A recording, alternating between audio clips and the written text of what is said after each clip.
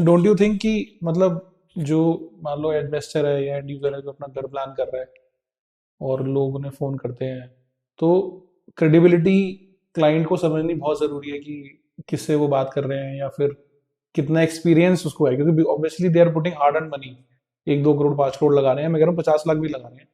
तो एक credible channel partner या रियल एस्टेट एजेंट जिसके पास नॉलेज पूरी हो, उसी के साथ जाना चाहिए। क्योंकि जैसे कि अभी आपने स्टोरी शेयर करी, मैंने भी बहुत सुना कि उनके उसके थ्रू लिया था, उसको थ्रू लिया था, उसका आता पता ही नहीं है।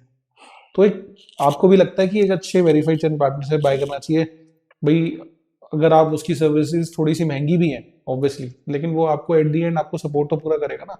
आज कोई आपका इन्वेस्ट करके फोन ही नहीं उठा रहा, उससे तो बेटर होगा। तो आपको क्या लगता है कि फ्रीलांसर से लेना बेटर है या फिर आप एक्सपीरियंस एजेंट से भी ले सकते हैं, या कोई डिफरेंस ही नहीं है, ठीक है किसी से भी ले सकते हैं? सर फ्रीलांसर्स भी अच्छे हैं, मैं फ्रीलांसर्स के अगेंस्ट बिल्कुल भी नहीं हूँ। हम्म। फ्रीलांसर्स भी बैकबोन है इंडस्ट्री के। हम्म। फ्रीलांसर्स भी बहुत अच्छा काम करते हैं।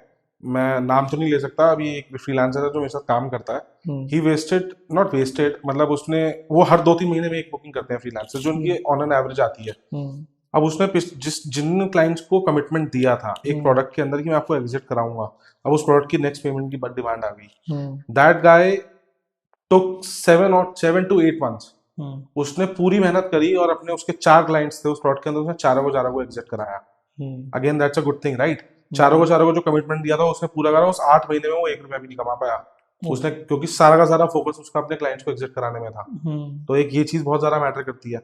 उसके अलावा अगर नॉर्मली इन बात करें कि किससे लेना चाहिए, देखो अगर आप यही करेंगे तो फिर फ्रेशर को तो कभी मौका ही नहीं मिलेगा। हम्म। सिर्फ ऊपर वाले लोग ही क्लाइंट क्लोज करते रह जाएंगे। जो फ्रेशर्स हैं, जो मार्केट में नए आए हैं, उनको तो कभी मौका ही नहीं मिलेगा। हम्म। आपने सामने वाले से ये देखना है कि सामने वाले को प्रोडक्ट की नॉलेज कितनी है। हम्म। आधे ज्यादा आपको वहां पता लग जाता है। हम्म। सारा का सारा सिनेरियो हम्म। जो हर चीज पूछ के कर रहा है, जो हर चीज सामने वाले को बोल के कर रहा है, वहां हम्म। पे स्टोरी थोड़ी डिफरेंट होती है। हम्म। प्रोडक्ट पे नॉलेज, एरिया की नॉलेज, अगर आपको दिख रहा है कि सब चीजें हैं, तो why not go with a fresher? Hmm. ऊपर जिससे भी लेना लो, that is hmm. Not the case. Hmm. But fresher हो, आप देखो, आप किसी से भी बात करते हो ना, हम्म। सामने वाले के मुंह पे दिख जाता है कि ये लालची हो रहा है या क्या हो रहा है। तो हम्म। वहां पे भी लोग कनेक्ट कर लेते हैं। हम्म। ऐसी कोई बात नहीं होती, इजी सॉर्ट आउट हो जाता है। जो ऑलरेडी नाम बन चुके हैं मार्केट के अंदर, बहुत बड़े बड़े नाम है मार्केट के हम्म। अंदर, उनसे भी लोग, उनसे लेना तो कोई प्रॉब्लम नहीं, लेकिन फ्रेशर को भी चांस देना जरूरी है। ओके। और इन्वेस्टमेंट के लिए रेजिडेंशियल अच्छा है, कमर्शियल अच्छा है? मैं कमर्शियल करता हूँ हम्म। As of now. हाँ। बट देखो, दोनों के अपने अपने प्रोज एंड कॉन्स हैं। ओके। रेजिडेंशियल सबको पता है कि कम देता है, what do you call that, ROI. Okay. Commercial का आरओआई बेटर है। हम्म।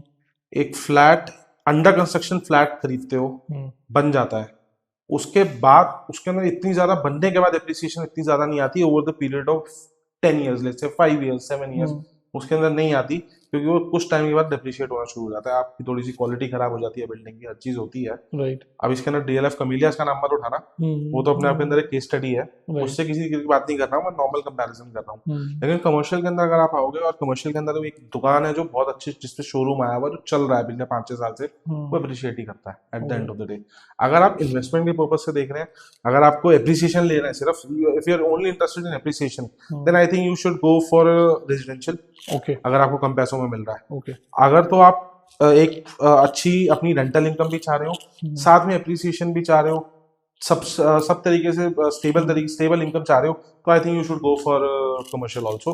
बट कमर्शियल के अंदर भी बहुत सारी भी रिसेंटली बातें उठती हैं, इतने सारे प्रोजेक्ट खाली पड़े हैं, इतने सारे ऑफिस खाली पड़े हैं, इतने सारी दुकान खाली पड़ी हैं। अब वहां पर प्रॉब्लम क्या आती है कि आपको थोड़ा सा फिगर आउट करना पड़ेगा कि आप प्रोडक्ट क्या ले रहे हो। अब हर को ब्रोकर जो बोल रहा है वो वैसा भी नहीं है ना, भगवान नहीं है ब्रोकर। ब्रोकर एक चीज समझा रहा है किसी को, सामने वाला को दिख रहा है कि ये बिल्कुल खाली पड़ी है, लाइन से 600 दुकानें और पिछले 1 साल से खाली पड़ी है, उसके बाद भी तो उसके अंदर ले रहा है, तो इसमें इन्वेस्टर की गलती है कि एटलीस्ट स्टडी द मार्केट। आसपास के अंदर ये प्रोडक्ट कब से बना हुआ है, कब से खाली पड़ा है, इसके अंदर कुछ हो रहा है नहीं हो रहा। You have to study the market. आप सिर्फ और सिर्फ, चाहे वो ब्रोकर बड़े लेवल का हो या फ्रेशर हो या फ्रीलांसर हो, आप उस पर भरोसा नहीं कर सकते। You have to do your R and D also.